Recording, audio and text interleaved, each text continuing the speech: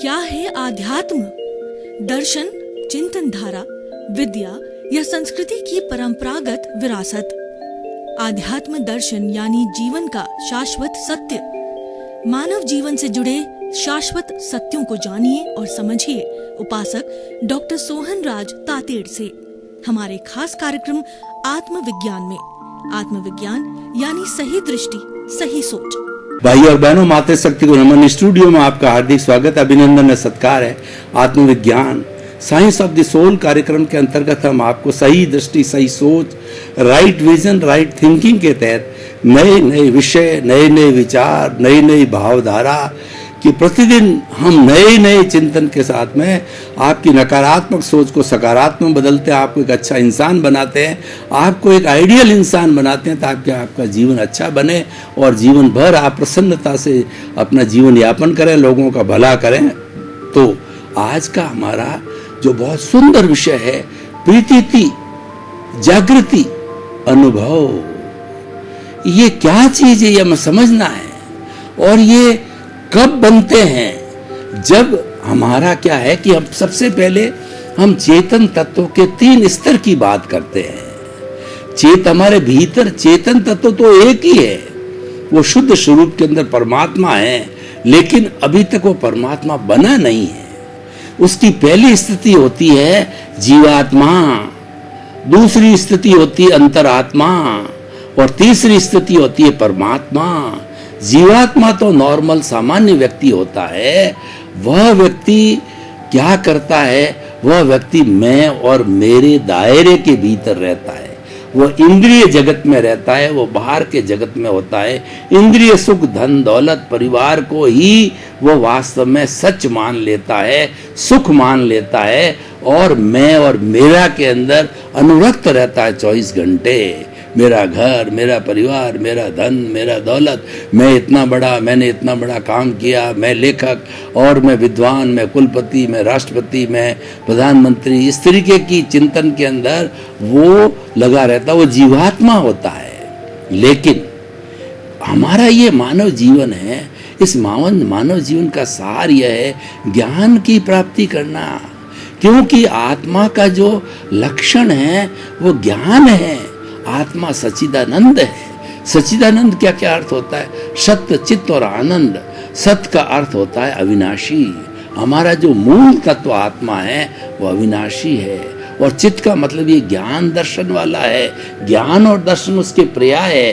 कभी ज्ञान में आती है आत्मा, कभी दर्शन में चली जाती है। दोनों एक ही है, पर ये दोनों मोड्स का होना जरूरी है, क्योंकि उत्पाद और व्यय बिना वस्तु द्रव्य नहीं रहती और द्रव्य नहीं रहने की वजह से उसका एग्जिस्टेंस समाप्त हो जाता है, चाहे जड़ और चेतन हो। इसीलिए ये ज्ञान दर्शन वाला है।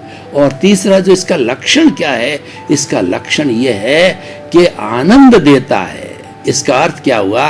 मानव जीवन का सबसे बड़ा उद्देश्य है आनंद की प्राप्ति। आनंद 2 तरह का होता है, टेम्परेरी आनंद और परमानेंट आनंद। टेम्परेरी आनंद क्या होता है कि मुझे 1 लाख रुपए का फायदा हो गया तो मुझे टेम्परेरी आनंद आ गया। अच्छा भोजन मिल गया, टेम्परेरी आनंद आ गया। स्त्री अच्छी जो है, बेटे और अच्छी पत्नी होती है तो हमारा टेम्परेरी आनंद, इतना संजोग उनके साथ होता है।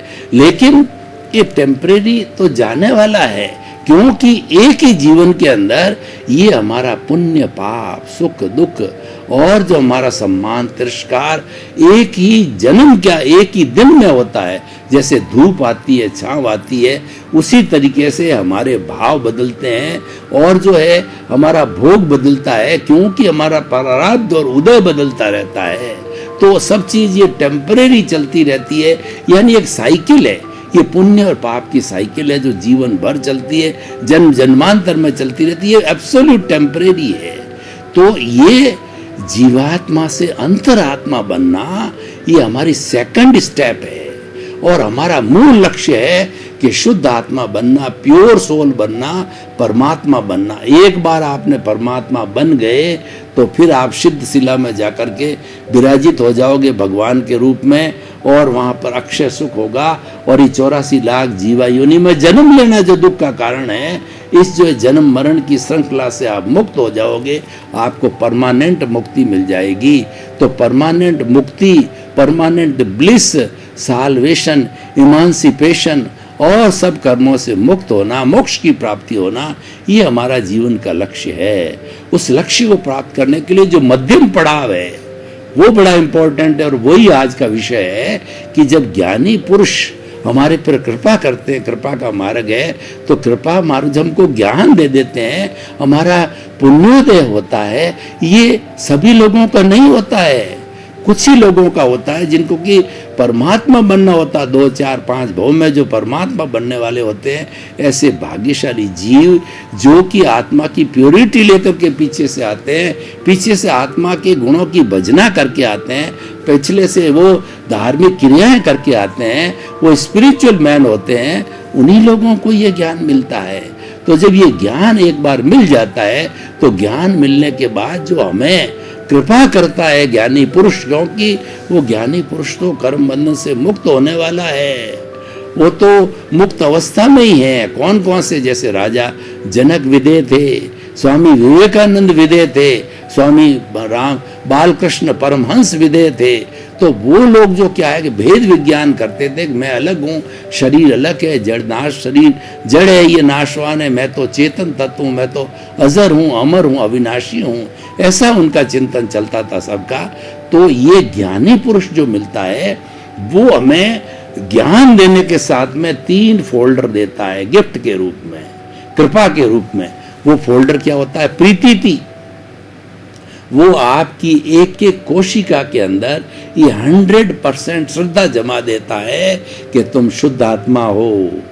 अभी बॉन्डेड भले ही हो शरीर में, कर्मों के साथ जुड़े हो, लेकिन तुम्हारा मूल स्वरूप जो है वो शुद्ध आत्मा का है। शुद्ध आत्मा क्या होता है? वो ज्ञाता होता है, दृष्टा होता है, वो जानने वाला होता है, देखने वाला होता है, वो अनंत ज्ञान वाला है, वो अनंत दर्शन वाला, वो अनंत शक्ति वाला है और अनंत सुख का धाम है। सैकड़ों सैकड़ों हजारों हजारों अनंत अनंत उसके जो गुण हैं, उसकी माला है, उसकी भजना है। वो हमारा रियल पुरुषार्थ है, वो हमें करना चाहता, प्रीति जगा देता है। रात को 12 बजे भी जिसने ज्ञान लिया हुआ होता है तो वह ज्ञानी की कृपा से वैसा महात्मा, वैसा साधक जो है, उसको वो जो रियल रिलेटिव की बात बताएगा आपको। रात को 12 बजे शरीर रूप से मैं सोहन राज हूँ, ये 8 मास का पुतला है, लेकिन शुद्ध स्वरूप से मैं शुद्ध आत्मा हूँ। कैसा शुद्ध आत्मा? कि 84 लाख जीवायोनि प्राणियों के भीतर विराजमान शुद्ध आत्मा भगवान को निर्दोष दृष्टि से दर्शन कर उनको नमन करता हूँ। चाहे चूहा है, बिल्ली है, गाय है, भैंस है, ऊंट है, बैल है, कोई भी जीवित प्राणी है, सब में वही प्रभु है जो राम में है, कृष्ण में, महावीर में, 24 तीर्थंकर में, आप में और मैं, यानी वह जो है आत्मतुलावत हो जाता है। और उसका चिंतन ऐसा होता है कि मैं किसी को कष्ट दे रहा हूं तो मेरा ही कष्ट है। अगर मैं किसी के अस्तित्व को स्वीकार नहीं करता हूं और उनको जो है मारता हूं, जीवों की हिंसा करता हूं, मैं स्वयं को मार रहा हूं। मैं इसका एक बहुत अच्छा उदाहरण आपको देना चाहता हूं कि जो हमारे कबीरदास जी है, ये भक्ति मार्गी हुए हैं, 14वीं-15वीं सदी में हुए हैं। तो उनके बेटा था, कमाल था। और जो कबीरदास जी वो बकरी रखा करते थे, तो बकरी भूखी हो गई। कबीरदास जी अपने बेटे को कहा कि जाओ थोड़ा घास फूस लेकर के आओ, बेचारी ये खाए, भूख मर रही है। तो कैंची लेकर के, और कमाल उनका बेटा है, वो आगे जंगल में गया। तो जंगल के अंदर जो ही कैंची को दूब के ऊपर चलाया, कोई दूब काट लूं, तो दूब में से सर की आवाज आई, क्योंकि उसका भीतर का तार है, उस तार से जुड़ के आत्मा अव्ययबाद है। एक आत्मा दूसरी आत्मा का स्मरण करती है तो तुरंत उससे जुड़ जाती है, वो संप्रेषण करती है। वहां किसी तरह के माध्यम की आवश्यकता नहीं, कोई तार की आवश्यकता नहीं, वो सीधे अव्ययबाद आत्मा है। क्योंकि ये मूल आत्मा भी दुख नहीं देने वाली है, सामने की मूल आत्मा भी दुख नहीं देने वाली है, वो आपस में वार्तालाप कर लेते हैं और वो एक ओरिजिन पे आ जाते हैं, क्योंकि वो एक से हैं, उनका एक सा अस्तित्व है। सर सर की आवाज आती, उसने देखा कि कैंची किस पे चलाऊं, मेरे हाथ पे चलाऊं या दूध पे चलाऊं। तो वो सोचता रहा, वो सर सर की आवाज उसको प्रभावित करती रही और उसको सच्चा ज्ञान हो गया, उसको आत्मज्ञान हो गया। और वो शाम तक, रात तक जो है वो कैंची नहीं चला सका और वापस घर बैरंग लौट गया। तो कबीरदास जी ने कहा कि क्या हुआ, तो उसने पूरी घटना बताई। तो उन्होंने कहा कि वो ही आत्म तत्व, मैं उसको कैसे काट सकता हूँ। तो कबीरदास जी ने कहा कि कमाल, तुम कमाल के व्यक्ति हो, तुम्हें हमेशा लोग जो है मेरे से अधिक अच्छे साधक के रूप में तुमको याद किए जाओगे, तुमने परम सत्य को प्राप्त कर लिया। तो भाई और बहनों, प्रीति थी जो आज हमारा विषय है कि 100% हमारे में श्रद्धा जमा देता है कि मूल रूप में तुम शुद्ध आत्मा हो, और रिलेटिव व्यू पॉइंट से तुम ये जो नामधारी देहधारी पैकिंग रूप में तुम्हारा शरीर है, तुम्हारा नहीं, हर प्राणी मात्र का शरीर है, वो पैकिंग अलग है, लेकिन भीतर जो है वो सब में एक सा प्रभु है। और ये क्यों मिल रहा है बाहर का, ये द्रव्य कर्मों के कारण मिल रहा है।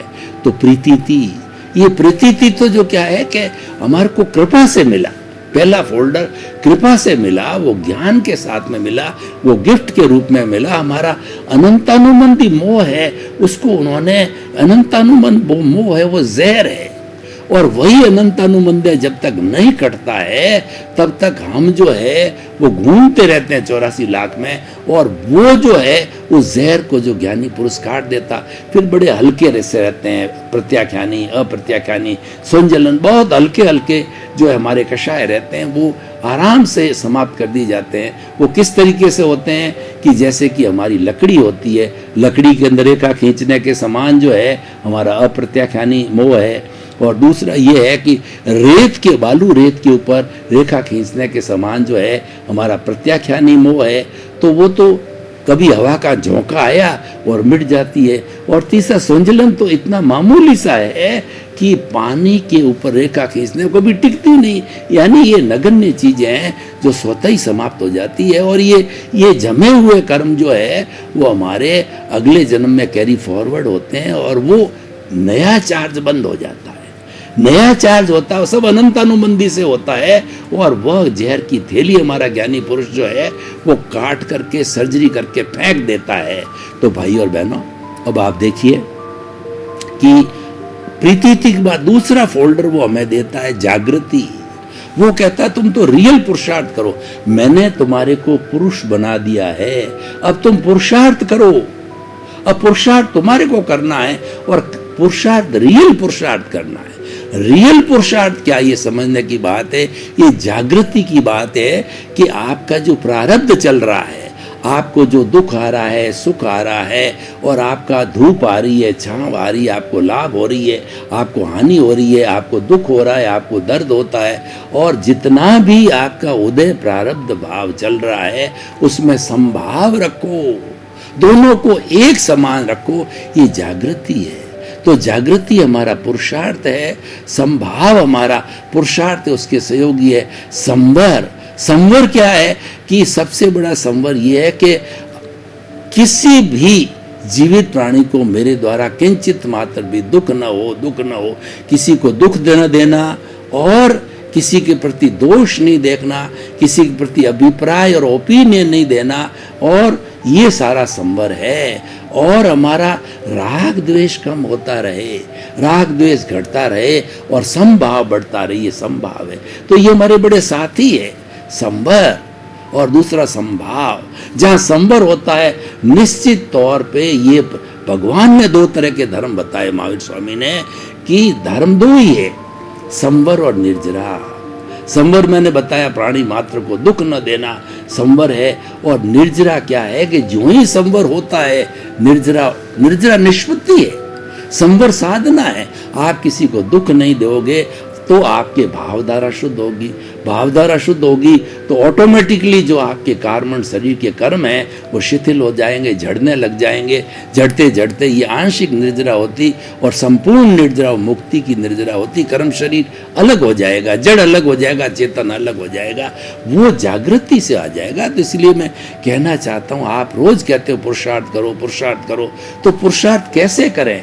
पुरुषार्थ ये करोड़पति बनना, अरबपति बनना, और जो है अच्छे बेटे मिल जावे, अच्छा बंगला मिल जावे, अच्छी कार मिल जावे, अच्छा जो है हमारा धन दौलत मिल जावे, और हम खूब ऐश करें, आराम करें, और लोग हमको बड़ा माने, हमको बुलावे, हमारी अध्यक्षता करावे, ये तो आपका उदय भाव है, ये तो आपका प्रारब्ध है, और ये पुण्योदय के अधीन है। ये तो पीछे से लेकर के तो हो रहा है, इसमें आप कुछ कर नहीं सकते, और आपका उसमें कर्ता भाव रखना भी नहीं, और रखते हो तो वही आपका अज्ञान है, वही कर्म बंधना कारण है। ये तो हो रहा है। दो चीजें समझो कि देखिए, मैं आपको उदाहरण देना चाहता हूं। आपके पत्नी हमेशा आपके साथ में रहती है, बेचारी आपकी खूब सेवा करती है, तो पता नहीं छोटी सी पत्नी ने जो है वो सब्जी के अंदर नमक कम डाला, तो आप उस पर बरस पड़े, और आपने उसको तू मैं करके गालियां देकर उसके पीर के संबंधी, और हो सकता है आपने हाथापाई भी कर ली, थाली फेंक दी। अब वो आपकी रोज सेवा करती है, एक बार भूलवश जो हो गया तो उसमें आप करने लग जाते हो। और अब आप बताओ कि वह जो आप करना चाहते थे, क्या आप कभी नहीं करते, आज क्यों किया? हो रहा, हो गया। ये जो हो रहा है ये आपके बस में नहीं, ये कर्मों का उदय आ गया। आपके और सामने वाले आपके पत्नी के दोनों के कर्मोदय होने से उनका जो कर्म का द्रव्य कर्म और इसके कर्म, ये दोनों के द्रव्य कर्म ने काम किया है। ये तो हिसाब का चुकता है, लेना देना है। कभी उसने आपको गाली दी होगी, तब आपने गाली दे दी, हिसाब बराबर हो गया, और जब हिसाब क्लियर हो गया तो दोनों मुक्त हो गए, दोनों शुद्ध हो गए। तो ये तो क्या है कि चल रहा है ये। अब आप जो इसके ऊपर अंकुश लगाओ, मैंने ऐसा क्यों किया, आप प्रायश्चित करो, आप उसे क्षमा याचना करो। ये बहुत अच्छी बात है, सब्लिमेशन है, ये शुद्धिकरण है, और ये करना चाहिए। सामायिक आलोचना, प्रतिक्रमण, प्रत्याख्यान करना चाहिए, एनी टाइम करना चाहिए। ये अच्छी बात है, ये भी हमारी धार्मिक क्रिया है, हमको करनी चाहिए। लेकिन आप जो है ऐसा बना दो, ऐसा मैंने क्यों किया, और आप कहते हो कि मैं जो है अपने जीवन को ऐसे कर दूंगा, वैसे कर दूंगा। आप जो बुरी बुरी गलत बातें जो है करने लग जाते हो, नेगेटिव थॉट्स देने लग जाते हो, तो वह सारा गलत है। इस प्रपंच में क्यों पढ़ते हो? इस प्रपंच में पढ़ना वो कोई पुरुषार्थ नहीं है। और हमारी जो जितनी भी हम धार्मिक क्रियाएं शरीर से जो करते हैं, जो मन वचन काया उससे जुड़ी हुई अवस्था मात्र कुदरती रचना है, और वह जड़ है, वो परिणाम है, उसको बदला नहीं जा सकता है। और वो हमारा केवल अगर धार्मिक क्रिया भी करते हो तो रिलेटिव पुरुषार्थ होगा, वो पुण्य को पैदा करेगा, और पुण्य को भोगने के लिए मनुष्य जीवन में और हमको देव गति में जाना पड़ेगा, हमें समय लगेगा मुक्ति में जाने के लिए। हमारा जो अक्रम विज्ञान मार्ग है ये शीघ्र मुक्ति में ले जाने वाला है। ये लिफ्ट है, ये हवाई जहाज है, और ये हमारा हाई जंप है, लॉन्ग जंप है। ये हमें जो है अक्रम बिना किसी भी सीरियलिटी के आपको जो है कुदा देता है, और आपको एक्स्ट्रा ऑर्डिनरी जो है रूप के अंदर लाता है। हालांकि ये अक्रम विज्ञान है, वह केवल 250 वर्ष तक ही रहता है, और ये कई जो है लाखों वर्ष के बाद ही प्राप्त होता है। और ये लिमिटेड लोगों को, पुण्यशाली को मिलता है। हर एक प्रयास करें तो मिलता भी नहीं। पुण्यशाली होगा तो अवश्य मिलेगा, उसका पुण्योदय है, उसका अधिकार है, उसको मिलेगा ही। उसको ज्ञानी अवश्य मिल जाएंगे और ज्ञान मिल जाएगा।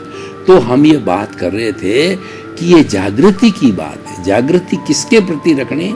जागृति चेतना के प्रति रखनी, जागृति प्रज्ञा के प्रति रखनी। तो जब हम चेतना और प्रज्ञा जो है, देखिए हमारा जो प्योर सोल है, हमारा जो भगवान है, परमात्मा है, वो अशरीरी है, लेकिन उसकी भाव सत्ता है, वो प्रज्ञा है। प्रज्ञा मोक्ष की प्रतिनिधि है, प्रज्ञा आत्मा की भाव सत्ता है, और वो प्रज्ञा जो है प्रतिष्ठित आत्मा को बनाती है। प्रतिष्ठित आत्मा दो तरह की होती है, एक चार्ज और डिस्चार्ज। डिस्चार्ज तो लेके आता है, वो इस जन्म के अंदर डिस्चार्ज ऑटोमेटिकली होती है। अब वो चार्ज करना या न करना वह उस व्यक्ति का पुरुषार्थ कहलाता है, व्यक्ति पर निर्भर करता है। वो चार्ज नहीं करता है तो ये उसका जो है ये रियल पुरुषार्थ है। वो ज्ञाता दृष्टा भाव में रहने से, समभाव में रहने से, संवर की स्थिति में रहने से, किसी को दुख नहीं देने से, किसी के दोष नहीं देखने से, किसी के अभिप्राय और किसी की ओपिनियन नहीं देने से, राग द्वेष को कम करने से वह ऑटोमेटिकली जो है वह दुरुस्त हो जाता है, वो ठीक हो जाता है, और वही हमारा रियल पुरुषार्थ है। इसलिए भाई और बहनों, ये होगी जागृति। हर क्षण जागृति रहनी चाहिए, 24 जागृति रहनी चाहिए। और जागृति रहने के लिए मैं आपको ये नहीं कह रहा हूँ कोई आप टेंशन में आओ, कोई आप बहुत बड़ा त्याग करो, बहुत बड़ा नियम ले और अपने दिमाग को एकदम भारी बना दो, वैसा नहीं है। नॉर्मलिटी, ये अक्रम विज्ञान नॉर्मलिटी का विज्ञान है। हर क्षण नॉर्मल जीवन जियो, जो चल रहा है उसके ज्ञाता दृष्टा हो। वो चल रहा है वो अलग है और मैं अलग हूँ, मैं तो खाली देखने वाला हूँ, जानने वाला हूँ। मैं आपको उदाहरण देना चाहता हूँ कि हम 2-2.5 घंटे की फिल्म देखने जाते हैं, वो फिल्म जड़ होती है, एक बार फिल्मा ली जाती। कैसे फिल्मा ली जाती है कि कोई फिल्म के बनने की स्टोरी के अनुसार के अंदर जो है पहले हीरो होता है, फिर हीरोइन होता है, उसके माँ बाप होते हैं, उनकी लव मैरिज होती है या माता पिता मैरिज कर देते हैं, तो उसका एक कोई प्रेमी होता है, वह उसको हथियाना चाहता है। यानी एक स्त्री के 2 लोग लेना चाहते हैं, तो जो प्रेमी होता बाहर अटैक करता है और फिर लड़ाई होती है हीरो के बीच में और विलियन के बीच में। जो प्रेमी अलग से बना हुआ है वो विलियन होता है और उसमें कोई लड़ाई झगड़ा फसाद कई तरह की चीज़ें होती।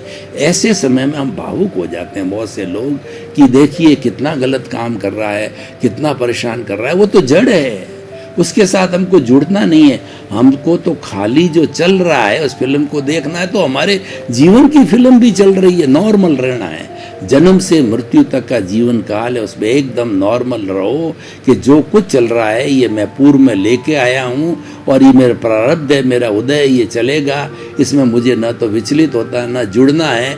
नहीं जुड़ेंगे तो नए कॉज नहीं पड़ेंगे। तो भाई और बहनों, ये हमारी जागृति हो गई। और तीसरा जो ये जागृति जो है 15% जागृति हमको बना के देते हैं। हमारी जो ज्ञानी पुरुष होता है हमको नींव लगा के देता। 100% प्रीति थी, 15% जागृति का फोल्डर खोल के देता है और 2% अनुभव का देता। वो ये कहता है कि ये 3 चीजें मैंने त्रिरत्न, सम्यक दर्शन, सम्यक ज्ञान और सम्यक चारित्र तुम्हें दे दिया, ट्रिपल ज्वेल्स दे दिया है। अब इस ट्रिपल सत्यम शिवम सुंदरम दे दिया है और गंगा जमुना सरस्वती का त्रिवेणी संगम कर दिया है, ब्रह्मा विष्णु महेश का त्रिवेणी संगम कर दिया है। अब तुम आगे बढ़ो, चरे वेती हम चलते रहे, कारवां बनता रहा। जब कोई व्यक्ति कदम उठाता है सही दिशा में कदम हो, लोक कल्याण का कदम हो, तो हजारों कदम एक साथ में उठते हैं, क्योंकि सभी अपना कल्याण चाहते हैं। ऐसे कल्याण करने वाले पुरुष कहाँ मिलते हैं दुनिया में?